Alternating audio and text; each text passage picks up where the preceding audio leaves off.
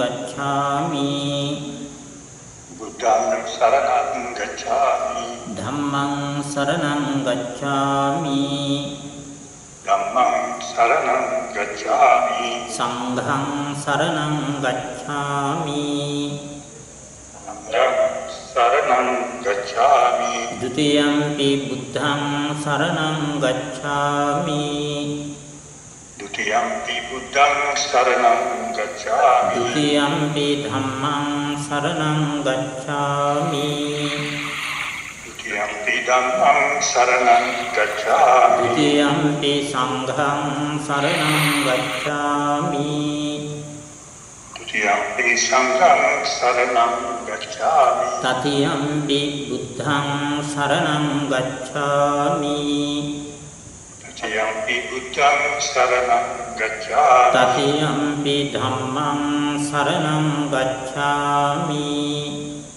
Tatiyampi dhammang saranang gacchami tatiyampi sanghang saranang gacchami Tatiyampi sanghang saranang gacchami tisarana gamanang sampunnang Amabante පානාතිපාතා වේරමණී සික්ඛාපදං සමාදියාමි Anatipata vemani sikkhāpadang samadhiyāmi අදින්නා දානා වේරමණී සික්ඛාපදං සමාදියාමි Adinādāna vemani sikkhāpadang samadhiyāmi කාමේසු මිච්ඡාචාරා වේරමණී සික්ඛාපදං සමාදියාමි Kāmesu micchācārā vemani sikkhāpadang samadhiyāmi මුසාවාදා වේරමණී සික්ඛාපදං සමාදියාමි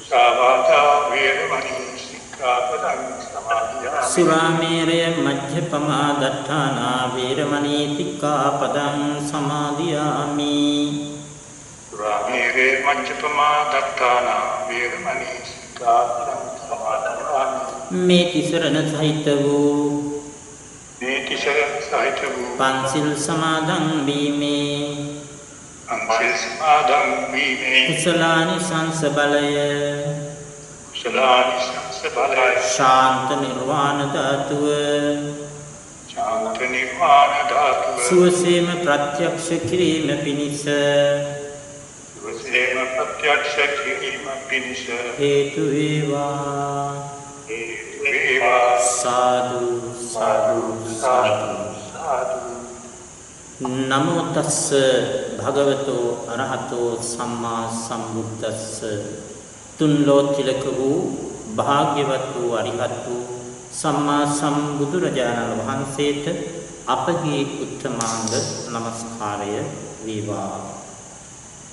ශ්‍රද්ධා බුදු සම්පන්න වාසනාවන්ත පින්වතුනි පින්වතියනි, අද දවසේ අපි මේ සූදානම සිත නිවන නුවණ වැඩි දියුණු කරගන්නට වැඩපිළිවෙලේ තවත් එක් පියවරක් සඳහායි. ඔබ හැමදෙනාම සමහර විට ඇහලා ඇති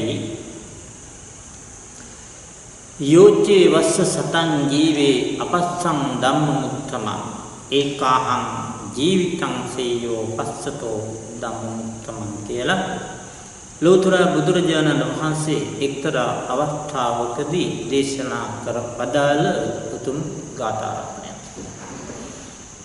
මේ ගාථාවෙන් කියන්නේ අවුරුදු 100ක් ජීවත් වුණත් ඇති වැඩක් නැහැ. ධර්මයේ තේරුම් ගන්නේ නැතුව. ලෝතර බුදුරජාණන් වහන්සේ දේශනා කළ ධර්මයේ තේරුම් ගන්නේ නැතුව අවුරුදු 100ක් ජීවත් වුණත් වැඩක් නැහැ. නමුත් එක දවසක්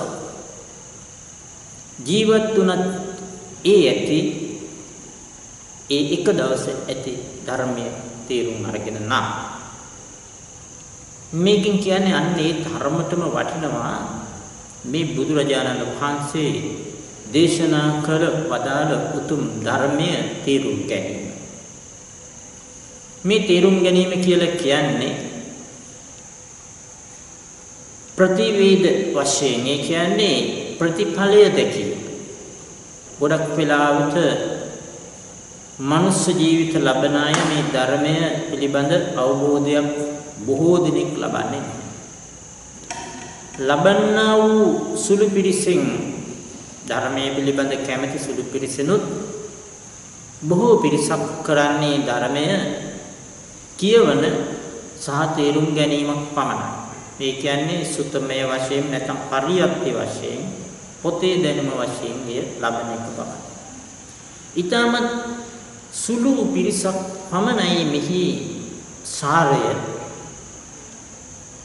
ලබා ගැනීම සඳහා ප්‍රායෝගිකව දැනුම ලබා ගැනීම සඳහා උත්සුක වෙන්නේ උත්සාහවත් වෙන්නේ අන්නේ සුළු පිරිසට පින්වත් නැනවත් ඔය හැමදෙනාමත් එකතු වෙනවා. ඒ නිසා තමයි මේ විදිහට මේ උතුම් ධර්මයේ ප්‍රායෝගිකව කොහොමද සතන් තුළට එකතු කරගන්නේ කියන දේ දැන ගැනීම සඳහා විශේෂ ධර්ම සාකච්ඡා ධර්ම ශ්‍රවණමය වැඩසටහන් මේ විදිහට සංවිධානය කරගන්න. ඒ පිළිබඳ අපි හැමදිනාටම ආශිර්වාද කරමින් බුදුරජාණන් වහන්සේ මෙහිම දේශනා කළේ එක්තරා වයෝවෘද්ධ අම්මා කෙනෙක් මුල් කරගෙන.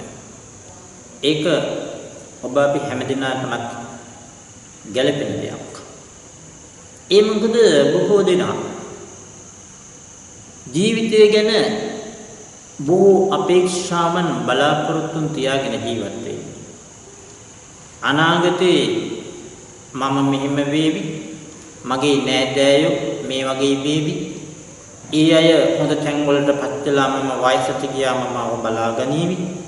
ඔය දහසක් බලාපොරොත්තු ඇතුව තමයි ජීවිතේ පවත්වාගෙන යන්නේ, කටයුතු කරන්නේ. නමුත් බොහෝ වෙලාවට මේ බලාපොරොත්තු ඒ විදිහටම සිද්ධ වෙන්නේ නැහැ. තමන්ට තමන් කෙරෙහිවත් හරියාකාර විශ්වාසයක් නැති කල්හි අපි කොහොමද තවත් කෙනෙක් අපි අවදි ඉන්න අය ගැන විශ්වාස කරන්නේ?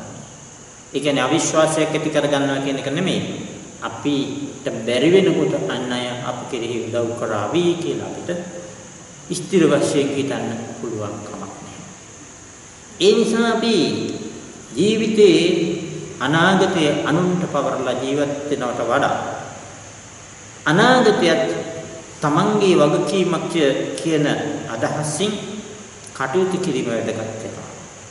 එහෙම කියන්න හේතුව එක අම්මා කෙනෙක් හිටියා බුදුරජාණන් වහන්සේගේ කාලේ දූල 7 දෙනයි පුතු 7 දෙනයි දරුවෝ 14 දෙනෙක්. මේ අම්මත් අනිත් අම්මලා වගේ වයසට ගියා. අර තරුණ කාලේ මැදි වයසේ වගේ පුළුවන් කමක් නැහැ වැඩ කටයුතු කරන්න වයසට ගියාම ඒක ඕනම කෙනෙකුට පොදු ධර්මතාවයක්. ජීවිත අය වෙන ඔබටත් පැවිදි ජීවිතය ගත කරන අපටත් මේ කය දුර්වල වෙනකොට අපි අසරණ වෙනවා. ඒ වෙලාවට අනුන්ගේ උපකාර ලැබෙයි කියලා බලාපොරොත්තුවක් තියෙනවා. ඉතින් ඒ අම්මත් එහෙම හිටියා. හැබැයි එක දරුවෙක්වත් ඒ විදියට සැලකුවේ නැහැ. දරුවාගේ එක ගෙදරින් ගෙදරකට එක දරුවෙක්ගේ ගෙදරට යනවා. එහෙන් සැලකිල්ලක් නැති වෙනකොට ඊළඟ ගෙදරට යනවා. ඔමොම ගිහින් අන්තිමට තේරුම් ගත්තා මේක දරුවෙකුටවත්, දුවෙකුටවත්, පුතෙකුටවත් එක දිගට මට උදව් කරන්න ඕමනාවක් නැහැ කිව්ව කැමති නැහැ. මට තියෙන පිහිට බුද්ධ ශාසනය විතරයි කියලා මෙහෙණි ආරාමයකට ගිහිල්ලවත් පිළිවෙත් කරමින් ඉඳලා රාත්‍රී කාලයේ භාවනා කරලා ඒන් මාර්ගඵල ලබනවා. අන්නේ ඒ ක්‍රියාව දැකලා ඒ අම්මාට කළ දේශනාව තමයි අර අවුරුදු 100ක් ධර්මයේ අවබෝධයක් නැතුව ජීවත් වුණාට අවුරුදු 100ක් වුණත් පළක් නැහැ ධර්මයේ දන්නේ නැත්නම්.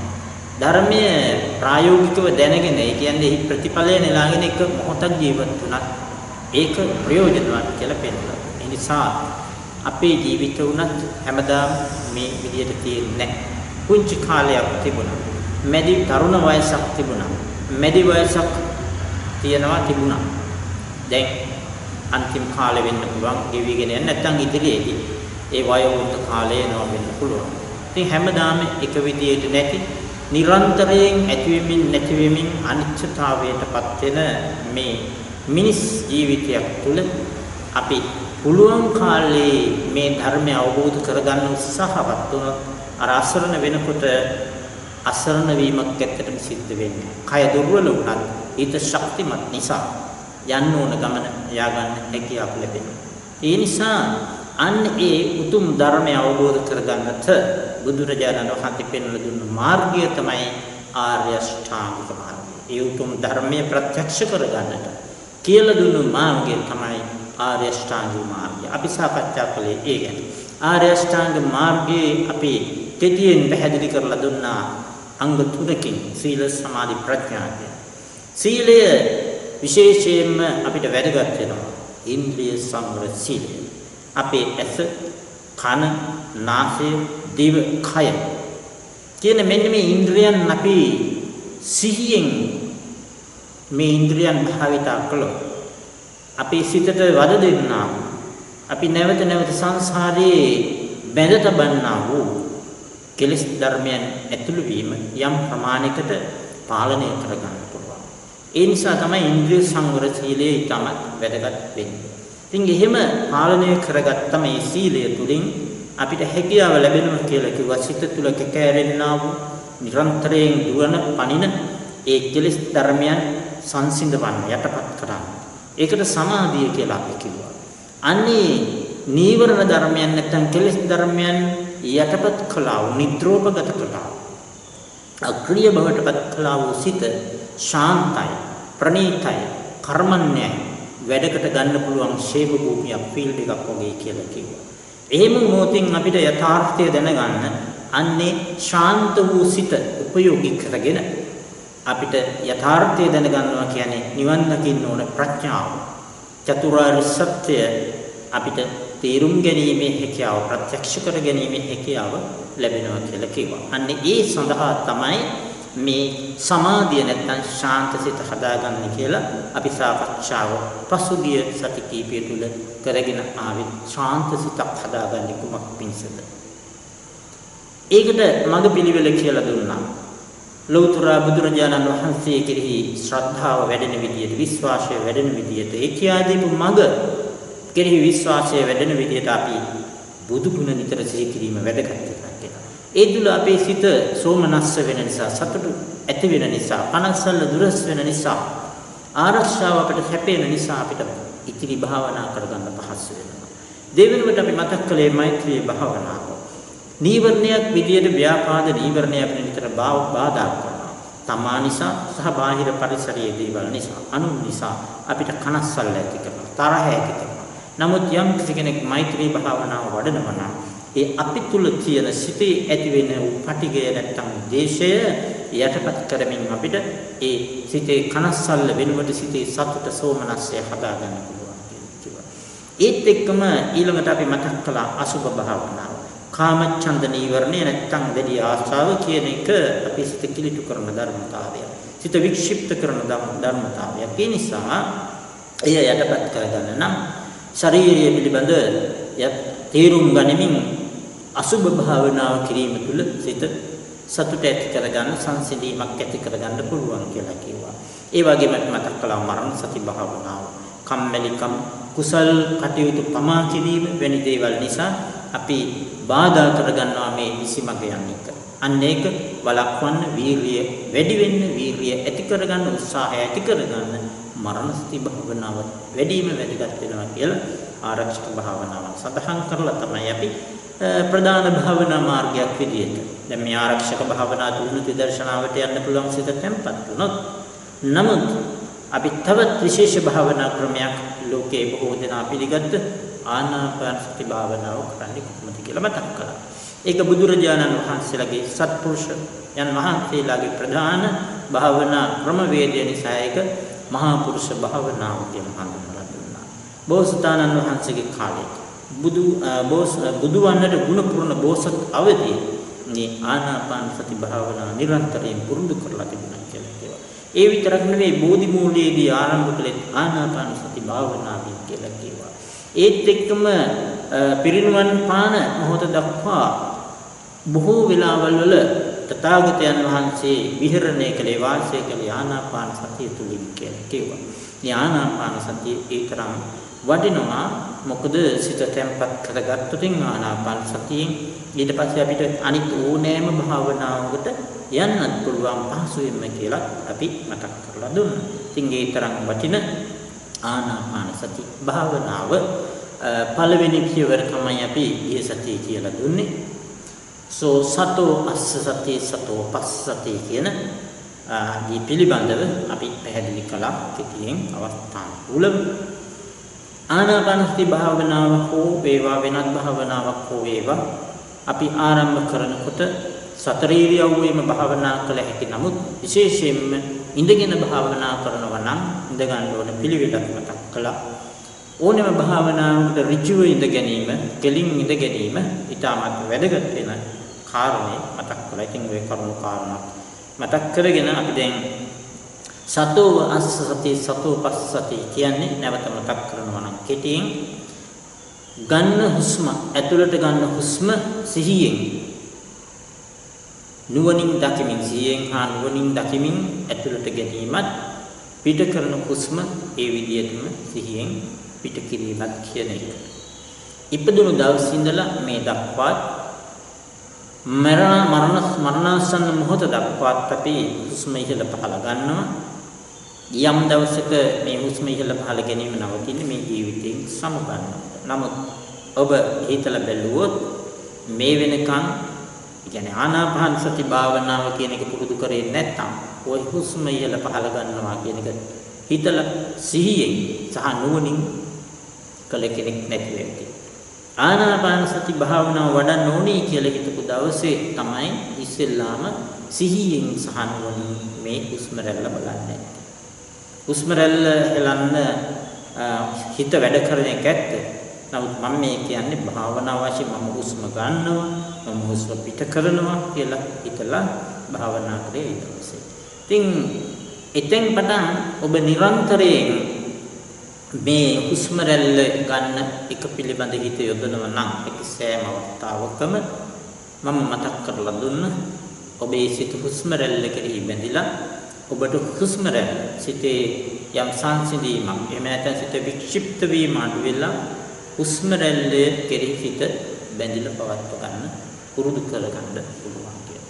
හැබැයි මුලදී ඒක ටිකක් අමාරුයි. කොච්චර වෙහෙසුණත් ටිකක් අමාරු ගතියක් තියෙනවා. මොකද අපේ සිත පුරුදු වෙලා තියෙන විවිධ අරමුණු ඔස්සේ විවිධ දිහාවලට හැමතිස්සෙම යනවා. ඉතින් අපි නිවන් දකින්න ඕන නම් නිවන් දකින්නකම් අවනෝෂේ මේ ජීවිතේ හරි සතුටින් ඉන්න ඕනේ නම් මෙන්න මේ දුවන සිත පාලනය කරන්නම ඕනේ. ඒක දෙක උපක්‍රමයක් තමයි හුස්ම රැල්ල දිහා බලන එක. ඉතින් එතෙන්දී සිහිය නැත්තම් ඔබේ සතිය නහස් කුඩුව ළඟින් හුස්ම ඇතුළු වෙනකොට සහ පිට වෙනකොට ඒ කෙරෙහි පවත්වා ගන්න කියලා කිව්වේ. හුස්ම රැල්ල වදින තැන බලන්නත් එපා කියලා මතක් කළා. ඒ මොකද එහෙම වුණොත් මේ ගැටීම පිළිබඳ ආරම්භ වෙලා තද ගතියක් ඇති වෙලා භාවනාව කරගන්න බැරි මට්ටමට එන නිසා විශේෂයෙන්ම පිට වෙන හුස්ම નિરાයාසයෙන් සිතේ හා මෙහා යන නොදී මම හුස්ම පිට කරනවා කියලා අරමුණු කරන්න කියලා කියනවා. හැකියාවක් තියෙනවා නම් ඇතුළු වෙන හුස්මත් බලන්න කියලා කිව්වා. ඒ විදිහට බලනකොට ඔබ සිත කාලයක් කරගෙන යද්දී ඒ ආනාපාන නැත්නම් හුස්ම රැල්ල පිටවීම සහ ඇතුළු වීම කෙරෙහි ඔබේ සිත එකතු වීමක් සිද්ධ වෙනවා. ඊළඟට බුදුරජාණන් වහන්සේ පැහැදිලි කරලා දෙනවා. මෙතෙන්දී අපි කිව්වා ඔබට හුස්ම රැල්ල දැනෙන්නේ නැත්නම් අපි ගුරු උපදේශ තමයි ගණන් කිරීමේ ක්‍රමය අනුගමනය කරන්න පුළුවන් කියලා. ඒ කියන්නේ 1 ඉඳලා 8 දක්වා ගණන් කරලා නැවත 1 ඉඳලා 7, 1 ඉඳලා 6, 1 ඉඳලා 5 ඒ ඇතුළු වෙන පිට වෙන හුස්ම වාරය 1යි ඇතුළු වෙන පිට වෙන හුස්ම වාරය 2යි ආදී වශයෙන් ගණන් කරමින් 5යි 8යි අතර පාලනය කරන්න පුළුවන් නම් හිත දුවන්නේ නැතුව ගණන් කිරීම නවත්තලා ඔබට නිහඬව භාවනා කරන්න පුළුවන් කියලා මතක් කළා. මේ පහුගිය සතිය සාකච්ඡාව අද අලුතෙන් සම්බන්ධ වෙච්ච කෙනෙක් ඉන්නව නම් තේරුම් ගැනීමට මතක් කළේ ටිකක් මේකෙන් ඉතින් එහෙම ගණනය කරන්න අපහසු නම් ඔබට ශබ්දයක් එක්ක ඕනනම් පුළුවන් කියලා කිව්වා. උදකලාවේ භාවනා කරනවා නම් ලෞතර බුදුරජාණන් වහන්සේ ගුණයක් සිහි කරගෙන ගුණය ශබ්දයෙන් කියන ගමන් ඒ කියන්නේ නහයෙන් ඒ පිට වෙන සුළඟ මෙනෙහි කරන්න කියන. උදාහරණයක් වශයෙන් මම පෙන්වලා දුන්නා. බුද්ධෝ ඔය විදිහට ඒ ශබ්දයේ සහ පිට වෙන හුස්ම රැල්ලට හිත යොදලා ටික වෙලාවක ගියාට පස්සේ ඔබේ සිත එකඟ වීමක් වෙනවා. ශබ්දය අවශ්‍ය නැහැ, හුස්ම රැල්ල විතරක් පුරුදු කරන්න පුළුවන්. ඒක තායිලන්තයේ ස්වාමීන් වහන්සේලා පුරුදු කරන ක්‍රමයක් කියලා අපි අහලා තියෙන නිසා මේ එහෙම කිව්වා. ඊළඟ පියවර තමයි එදා යම් මහත්මයෙක් ඇහුවා ඊළඟ පියවර කොහොමද කරන්නේ කියලා. ඒ මොකක්ද? දීගං වා අස්සසන්තෝ දීගං අස්සසාමීති පජානාති දීගං වා පස්සසන්තෝ දීගං පස්සසාමීති පජානාති රස්සං වා අස්සසන්තෝ රස්සං අස්සසාමීති පජානාති රස්සං වා පස්සසන්තෝ රස්සං පස්සසාමීති පජානාති. මෙතන මේ දීග රස්ස කියලා කියන්නේ දීග කියලා කියන්නේ දීග රස්ස කියලා කියන්නේ කෙටි. එතකොට දැන් ඔබ පළවෙනි පියවර සිහියෙන් හුස්ම ගන්නවා පිට කරනවා කියන එක කරනකොට සිහියෙන් දකින්නකොට ඔබේ සිත ඒකෙහි එකඟ වීමත් එක්ක ඔබට දැනෙනවා ඉබේටම සමහර හුස්ම රැලි යම් ප්‍රමාණයක් කාලය ගන්නවා ඒ හුස්ම රැල්ල ඉවර කරන්න පටන් ගන්නට දැනෙනවා. සමහර ඒවා ඊටමත් ඉක්මනින් ඉවර වෙනවා. මෙන්න මේ ඉක්මනින් ඉවර වෙන හුස්ම රැල්ල කෙටි හුස්ම ලෙසත් කාලයක් ගන්න හුස්ම රැල්ල දිග හුස්ම ලෙසත් බලන එක තමයි මේ දෙවෙනි පියවරෙන් කියන්නේ. මේ කියන්නේ බලෙන් ඒ දේ කරන්න කියනවනේ හුස්ම කෙටි කිරීම හෝ හුස්ම දිග කිරීම බලෙන් කරන්න කියන එක නෙමෙයි ඉබේම සිද්ධ වෙන දෙයක්. ඒක ඔබට පේන්නේ ඔබේ සිත යම් තැම්පත් වීමත් එක්ක කලබල සිතට පේන්නේ නැහැ. ඉතින් එහෙම ඉන්නකොට සමහර හුස්ම ගන්න වෙලාවට ඔබට දැනේවි දිගට හුස්ම ගැනෙන ගොඩක් වෙලාවට.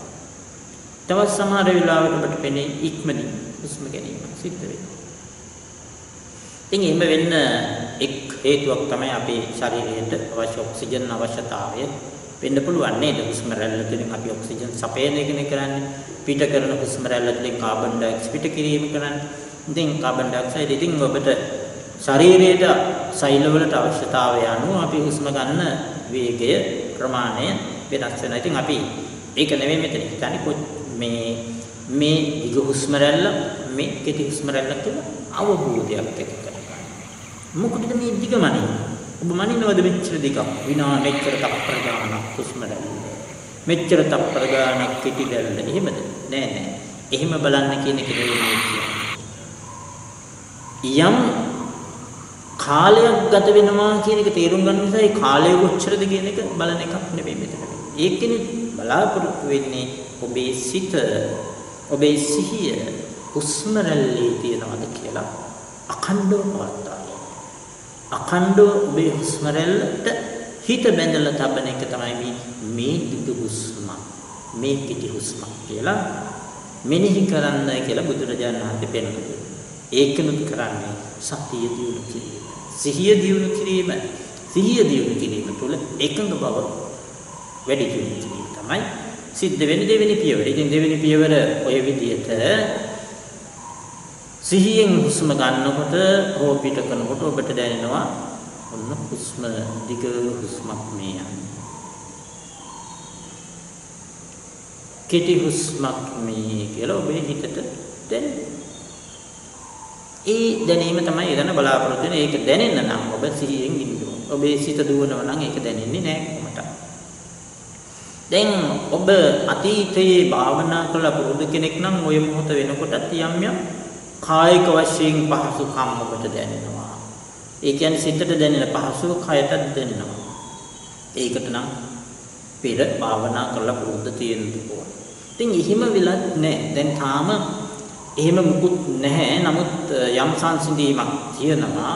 හුස්ම රැල්ල දිගයි කොටයි කියලා පැහැදිලි වෙනවා. ඉතින් පැයක් විතර ඔබට බාධාවක් නැතුව මේ දිගු හුස්මක් මේ කෙටි හුස්මක් කියලා තේරෙනකොට ඊළඟට ඔබට පුළුවන් අඛණ්ඩව බැලීමේ ක්‍රමවේදය යොදන්න. හුස්ම රැල්ල දිහා අඛණ්ඩව. ඒ කියන්නේ තවත් සිත හුස්ම රැල්ලට බැඳලා තියෙනවා. මම හිතනවා ඔය එක ඔබට වඩාත් කැමතියි. හැබැයි මේ ක්‍රම දෙකක් ටිකක් කරලා තමයි මේ හොඳ අවබෝධයක් ඇති වුණාම ඒ තුන්වෙනි පියවරට යන්න ඕන නැත්නම් අපහසුයි. මොකද නැත්නම් ඔබට සිද්ධ වෙනවා ආයාසයෙන් නැත්නම් බලෙන් මේ තුන්වෙනි පියවර කරන්න. බුදුරජාණන් වහන්සේ දේශනා කරන්නේ බලෙන් කරන්න එපා මේ වැඩේ කියලා. බුද්ධ ශාසනයේ පිට තමයි අර ප්‍රාණායාම භාවනා වශයෙන් යෝගීන් විසින් ඒ බලෙන් කරන දේවල් කරන්නේ. හුස්ම හිර කරගෙන ඉඳීම, දිගට හුස්ම බලෙන් ආයාසයෙන් යුක්තවම පිට කරමින් අපේ ලෞතර බුදුරජාණන් වහන්සේගේ දේශනාව තුළ එහෙම සඳහනක් නැහැ. උන්වහන්සේ දේශනා කළේ නිරායාසයෙන් එන හුස්ම රැල්ල දකින්න. අන්නේ නිසා මේ තුන්වෙනි පියවරේදී ඔබ පළවෙනි පියවර, දෙවෙනි පියවර හොඳින් පුරුදු කරලා තුන්වෙනි පියවරට යන්න. ඒකටි කරන්නේ මුල මැද අග දකින විදියට. සබ්බකාය පටිසංවේදී අස්ස සිස්සාමීති සික්ඛති. සබ්බකාය පටිසංවේදී පස්ස සිස්සාමීති සික්ඛති කියන පිළිවෙල. ඒ කියන්නේ හුස්ම රැල්ලේ ඇතුළු වෙන හුස්ම රැල්ලේ මුල මැද අග සබ්බකාය කියලා කියන්නේ ඒක. ඒ වගේම පිට වෙන හුස්ම රැල්ලේ මුල මැද අග දකින්න උත්සාහවත් වෙන්න. එහෙම කරනකොට ඔබ මුලටත් වඩා මුලදීටත් වඩා ඔබ සිහිය ඔබේ සතිය හුස්ම රැල්ලේ බැඳලා තියෙනවා. හුස්ම රැල්ල කෙරෙහි පවත්වා ගන්න උත්සාහවත් වෙනවා. ඒක තමයි මේ කියන්නේ. jadi උවමනාවකින් අපි මේ දිස බලනවා කියන එක අපි නිකන් හිතමු ගේට් කීපර් කෙනෙක් සිකියුරිටි කෙනෙක් ගැන. එයා ඒ ගේට් එකෙන් ඇතුල් වෙන සෑම කෙනා කෙරෙහිම ඕනෑ කමින්ම හිත යොදනකොට අඛණ්ඩවම හිත යොදලා තියෙනවා ඒ ගේට්ටුවෙන් ඇතුල් වෙනකොට. සමහර වෙලාවට එහෙම නැහැ. එහෙම නැතුව ඔය වරින් වර විතරක් බලන වෙලාවල් තියෙනවා. දැන් අර මුලදී ඒ අඛණ්ඩ බවක් ඉදි වෙන හුස්ම රැල්ලකදී. දැන් මේ අර අඛණ්ඩවම නහස් කුහර තුලින් නහස් පුඩුව තුලින් ඇතුල් සෑම සුලං බිඳක්ම බලන ක්‍රමවේදය තුන්වෙනි පියවරෙන් කියන්නේ. ඒක කරන්නේ කොහොමද? දැන් පිට වෙන හුස්ම රැල්ල ගැන ඔබ බලනවා නම් සබ්බකාය පටිසංවේදී කියන කාරණේදී හුස්ම පිට වෙන්න පටන් ගන්නකොට ඔන්න මුල මේ හුස්ම පිට වෙන්න පටන් ගත්තා. ඊට පස්සේ හුස්ම රැල්ල ඉවර වෙන සියුම් වෙලා ඉවර වෙන තැන අග. ඒ මුල සහ එහෙමනම් මැද කියලා කියන්නේ පටන් ගත්ත මුල තැන ඉඳලා අවසන් වෙන අග තැන දක්වා සියලුම හුස්ම කඳ හුස්ම රැල්ල මැද. ඉතින් මෙන්න මේක තමයි මුල මැද අග බලනවා කියලා කියන්නේ. ඒක කොහොමද කරන්නේ? අපි කරන්නේ ඒකෙදී භාවනාවේදී. දැන් හුස්ම රැල්ල බලන එකට අපි විතර්ක කරනවා කියලානේ කියන්නේ. හුස්ම ගන්නවා හුස්ම ගන්නවා හුස්ම පිට කරනවා. ඒක කියන්නේ විතර්ක කරනවා. ඒ කියන්නේ සිතනවා හුස්ම පිළිබඳ.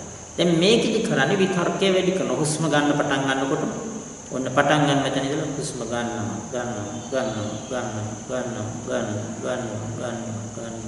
කියලා ඉවර වෙන කම්ම විතර. එතකොට පටන් ගන්න තැන හුස්ම ගන්නවා කියලා පටන් ගන්න තැන මුල. මැද හරිය අර හුස්ම ගන්නවා කියලා ඉවර වෙන මොහොත දක්වා කියන්නේ මැද. අන්තිමට ඉවර වෙන තැන අග. ඉතින් හුස්ම රැල්ල පටන් ගන්න ඉඳලා ඉවර වෙනකම් මේ විදිහට අඛණ්ඩවම සිහිය යොදවනවා හිත යොදනවා විතර්ක කරනවා හුස්ම රැල්ල කෙරෙහි. ඒකින් වෙන්නේ වෙනත් සිතුවිලි කරා වෙනත් අරමුණු කරා සිත යන්න නොදී හුස්ම රැල්ල නැමැති අරමුණේ හිත පවත්වා ගන්න. මෙන්න මේක ඔබ નિરાයාසයෙන් ඇතුළු වෙන පිට වෙන හුස්ම රැල්ලත් එක්ක යොදන්න ගත්තම ඔබට මානසික වශයෙන් ලොකු සංසිඳීමක් ලොකු සතුටක් ලොකු සැපයක් වෙන පටන් ගන්නවා. ඒ සැපේ කය තුලත් පැතිරලා කියලා කය පුර කය සංසිඳීමක් වෙන්න ගන්නවා. ඒ මොකද සිහිය ගොඩාක් දැන් ඔබේ සතිය ගොඩාක් යෙදිලා තියෙනවා හුස්ම රැල්ලත් එක්ක.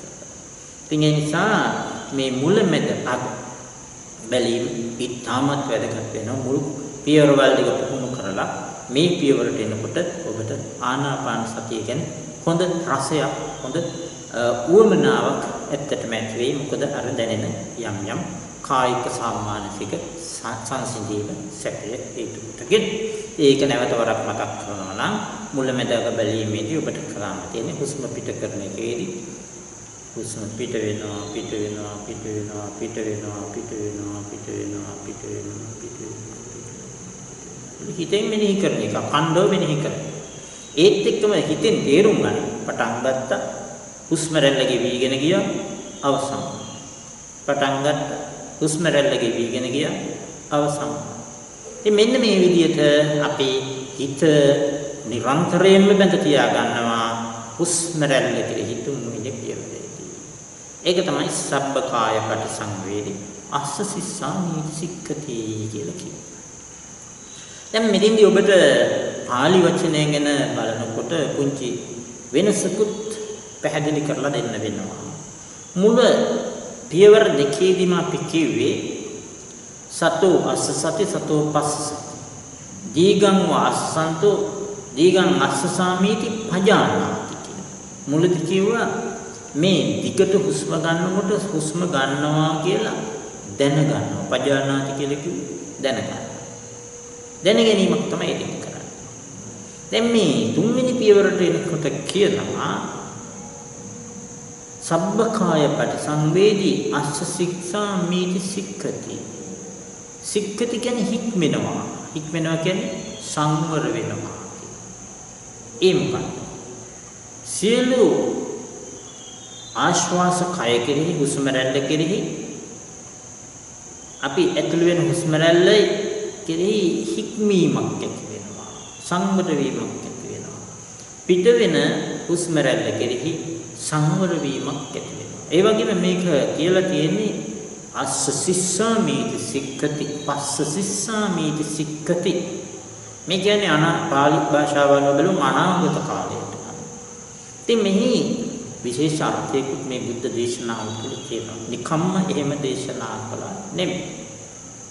මෙතනදී අර සිත සංසිඳවා ගැනීමට නීවරණ ප්‍රහාණය කිරීමට අපි විශේෂ හික්මීමක් ඇති කරගන්න ඕනේ කියන උනන්දුව මේකට කියනවා වීර්ය සංවරය.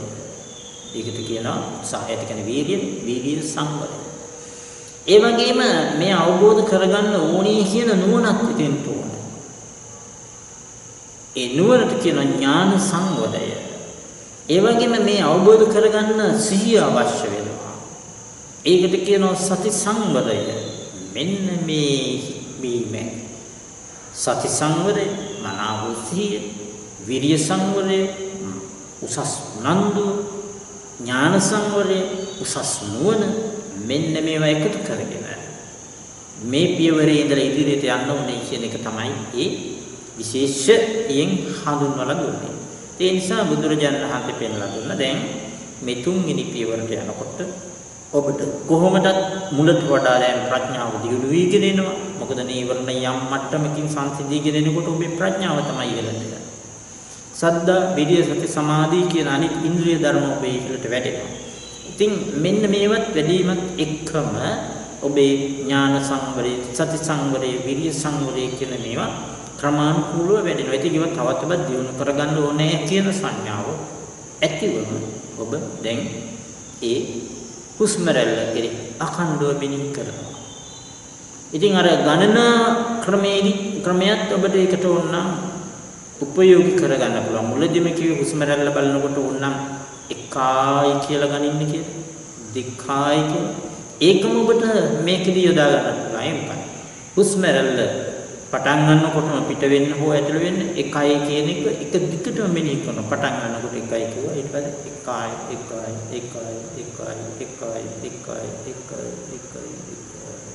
කියලා ඉවර වෙනකම්. ඉතින් තේරුම් ගන්නවා අඛණ්ඩව හිත යොදන ගමන් පටන් ගන්නවත් තිබුණ අවසානයක් තිබුණ ඒ අතරේ මැද. මෙන්න මෙහෙම මුල මැද අග බලීම සිදු කරන්න පුළුවන්. ඔබේ සිත වෙනත් දිහාවල් වලට යන නොදී අඛණ්ඩව පවත්වා ගැනීම සඳහා හුස්ම රැල්ල කෙරේ. ඒකට කියනවා තුන්වෙනි පියවර මුල මැද අග බැලීම හෙවත් සබ්බකාය පටිසංවේදී අස්ස සිස්සාමීති සික්ඛති පස්ස සිස්සාමීති සික්ඛති කියලා. මේ පියවරත් හොඳට පුරුදු වෙනකොට ඔබ භාවනා කළ කියනවා නම් සසරේ පෙර ජීවිතේ හෝ මේ ජීවිතේ මීට පෙර ඔබේ සිතේ යම් යම් සංසිද්ධි මරණ මුලදී කියෝ වගේ ඇති වෙනවා. යම් යම් ආලෝක සංඥා ඇති වෙන්න පුළුවන්. කයේ යම් යම් පහසු පස්සද්ධිය කියන එකට කියනවා. යම් පහසු එහෙම නැත්නම් සැප ගතියක් දැනෙන්න පුළුවන්.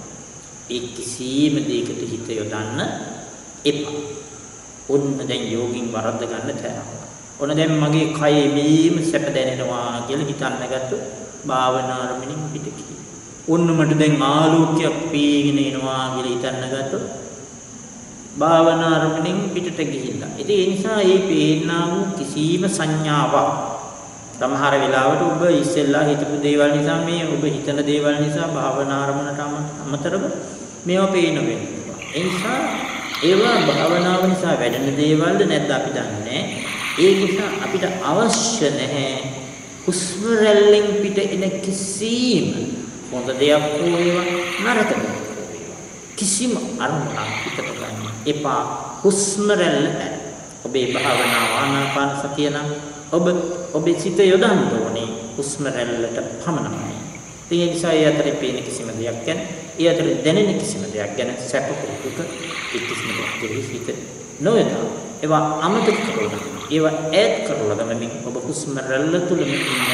අන්න එතකොට ඔබේ සිත තව තවත් හුස්ම රැල්ලට බැඳෙමින් ඔබේ සතියක් නුවණක් දියුණු වෙන්න පටන් ගන්නවා. ඒත් එක්කම සද්ධා විරිය සති සමාධි ප්‍රඥා කියන ඉන්ද්‍රිය ධර්මයන් ඔක්කොම වැඩෙන්න පටන් ගන්නවා. ඊළඟට සතරවෙනි පියවරක් තියෙනවා. ඒ මොකක්ද? පස්සම් භයං කාය සංකාරං අස්ස සිස්සාමීති සික්ඛති පස්සම් භයං කාය සංකාරං පස්ස සිස්සාමීති සික්ඛති කියලා. ඉතින් ඒක තවත් හොඳ සම්දිස්ථානයක්. ඔබ කෙටි හුස්ම සිහියෙන් බැලුව පළවෙනි පියවරේ. ඊළඟට දිග හුස්ම කෙටි හුස්ම ඔබට තේරෙන්න ගත්තා. ඒක හොඳට තේරෙනකොට ඔබ මුල මැද අග බලන්න ගත්තා. දැන් මේ විදියට ඔබ හුස්ම රැල්ල මුල මැද අග බලාගෙන යද්දී ඔබේ සිතට දැනේවි මගේ හුස්ම රැල්ල දැන් හිමින් කුඩා වීගෙන යනවා. මුලදී හොඳට දැනුණු හුස්ම රැල්ල දැන් සියුම් මෙලා යනවා. සමහර වෙලාවට කොච්චර සියුම්ද කියතෝ ඔබට හුස්ම රැල්ල නොපෙනී යන්නත් පුළුවන්. හුස්ම රැල්ල නෑ වගේ දැනෙනවා. එතෙන්දිත් ගොඩක් භාවනා කරන යෝගයෙන් මුලා වෙනවා. හුස්ම රැල්ල නෑ හොයාගන්න බෑ කියලා. ඉතින් ඒ නිසා ඒ හුස්ම රැල්ල නැති වෙන හැටි, සියුම් වෙන හැටි ඔබට දැනෙනවා නම් ඒ හොඳින් බලාගෙන ඉන්න. හොඳ සිහියෙන් හොඳට සිහිය යොදාගන්න. යම් වෙලාවක ඔබට දැනෙන්නේ නැත්නම් හුස්ම රැල්ල භාවනාව ඉවරයි කියලා හිතන්න එපා. එහෙම හිතියොත් මොකද වෙන්නේ? ආයි සිත වික්ෂිප්ත වෙනවා.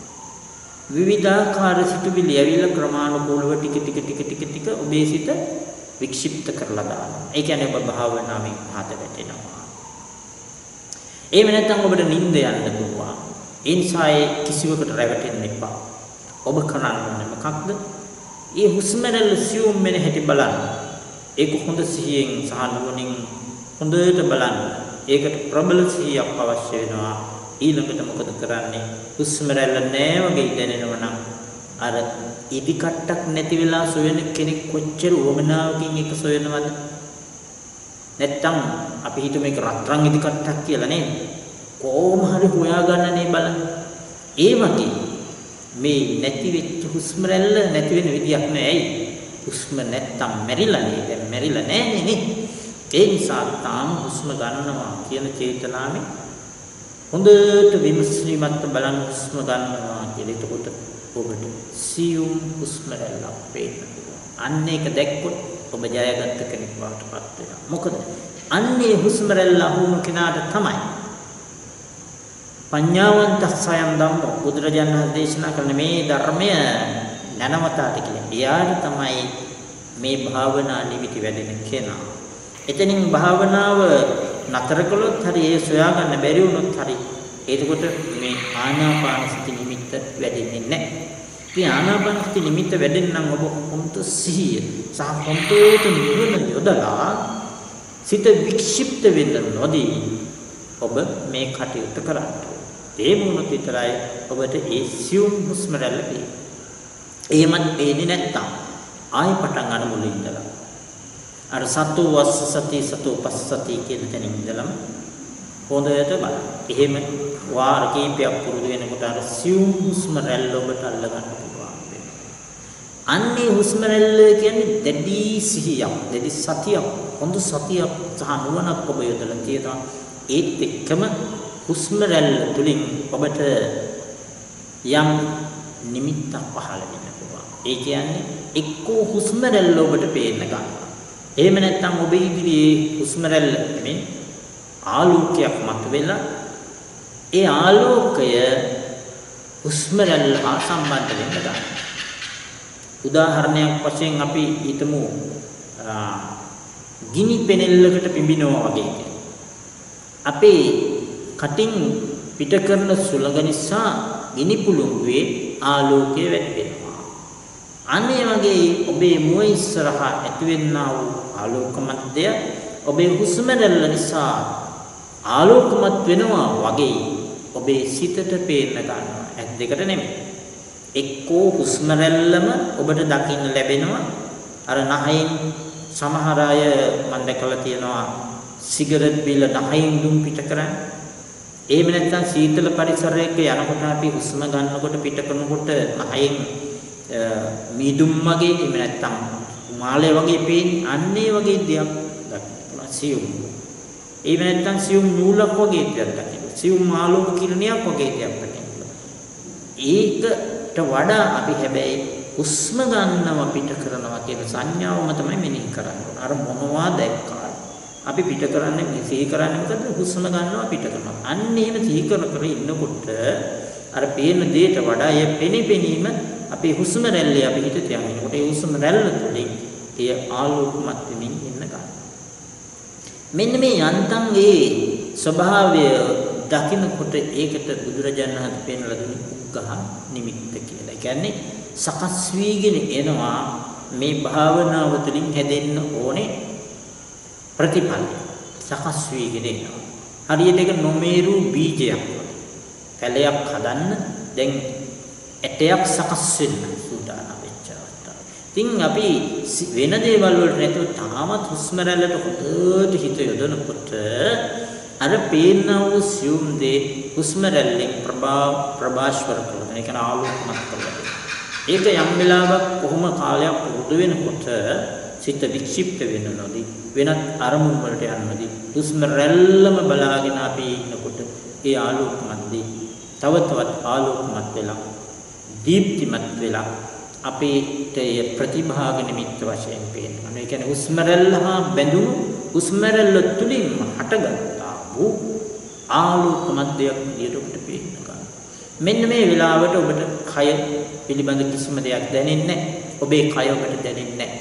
ඒ වගේම කයේ ස්වභාවය කියන වේදනාදිය දැනුණත් ඒ ඔබට මතක නැති වෙලා යනවා ඒ මොහොතේ.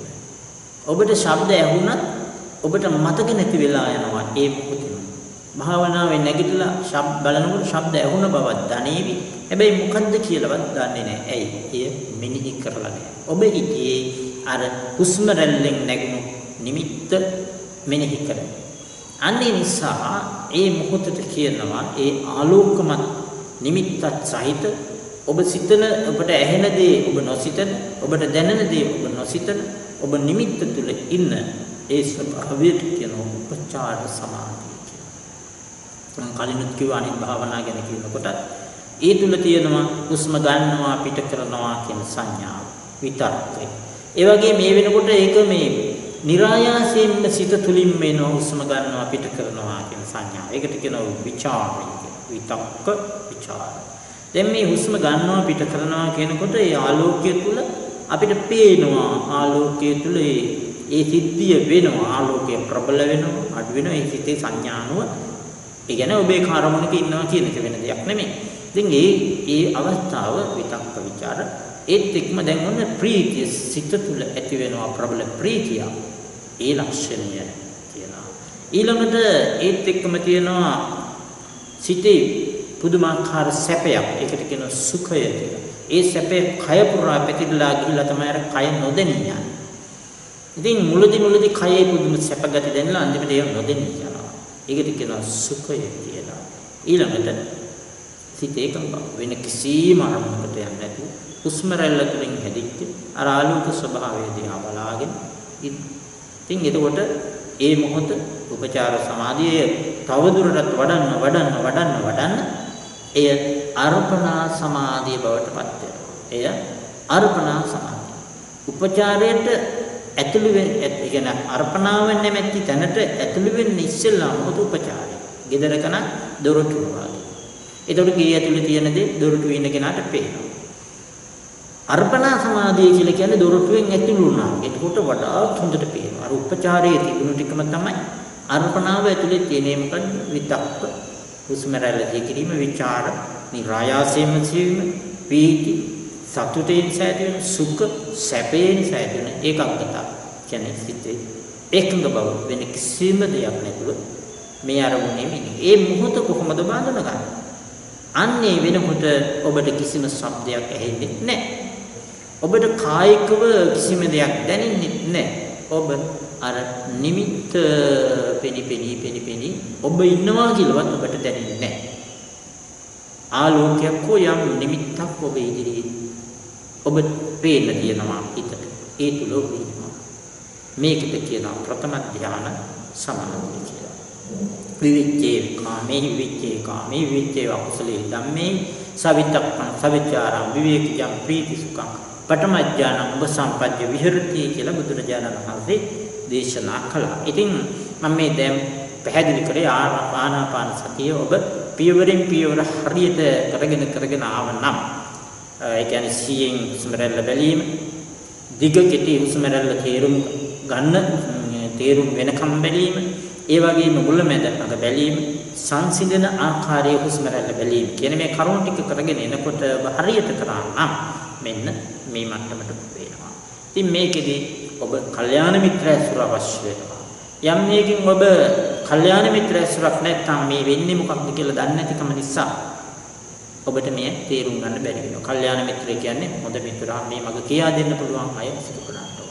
ඊළඟට ඔබ අනවශ්‍ය විදියට කාලය නාස්ති කරන අවිවේකී කෙනෙක් වුණොත් මේක කරගන්න බැරි වෙනවා. ඒ නිසා කාලය සුරක්ෂිත කරන විවේකී ජීවිතයක් ගත කරනවා නම් මේ ඊටම පහසුයි. තවත් ගොඩක් ඒ වගේ පරිබෝධ කර ධර්ම සහ උපකාරක ධර්ම තියෙනවා. අපි ඊළඟ සතියේ මේ කොහොමද මේ ඇතිවෙනා වූ නිමිත්ත රැකගන්න සහ මේ නිමිත්ත ඇතිවීම දක්වා ඔබ කොහොමද ඔබේ ජීවිතය පවත්වා ගන්න ඕන කියන කරුණු ලබන සතියේ සාකච්ඡා කරමු. දැනට එහෙනම් අපි මේ කියපු පියවරවල් කීපය ටික වෙලාවක් කරන්න පුළුවන්ද කියලා අපි මේ මොහොතේ බලමු. ඔබ සෑම දිනකටම තෙරුවන් සරණයි. අපි ටික වෙලාවක් භාවනා කරලා බලමු.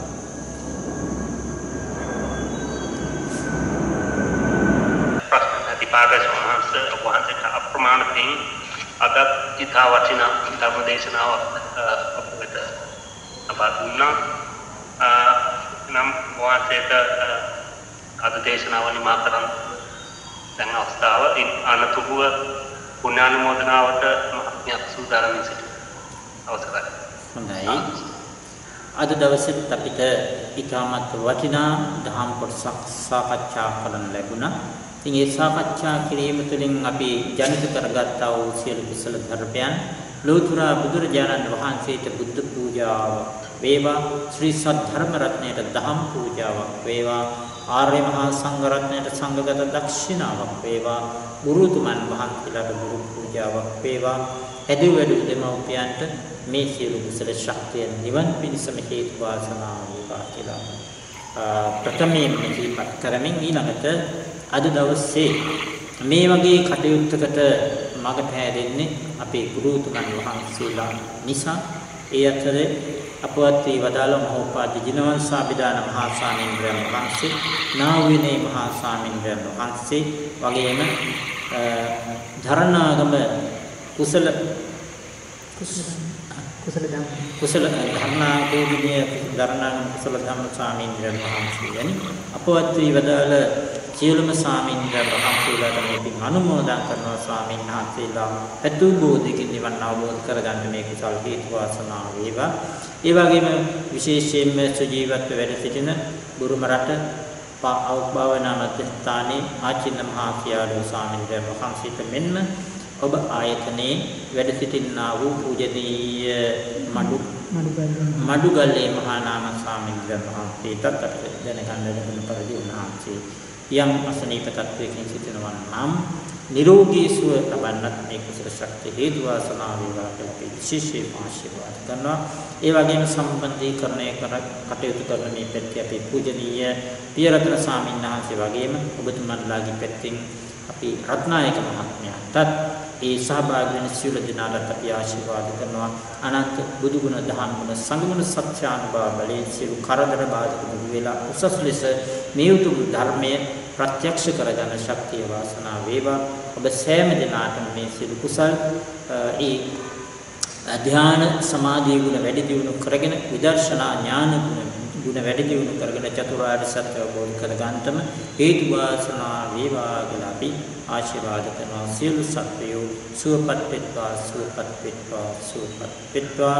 අභිවාදන සීලිස්ස නිච්ඡං වද්ධා පචායිනෝ චත්තාරෝ ධම්ම වඩ්ඩන්ති ආයුවන්නෝ සුඛං බලං ආයුරාෝග්‍ය සම්පatti සග්ග සම්පatti මේවච අතෝ නිබ්බාන සම්පatti විනාති සමිච්ඡතු.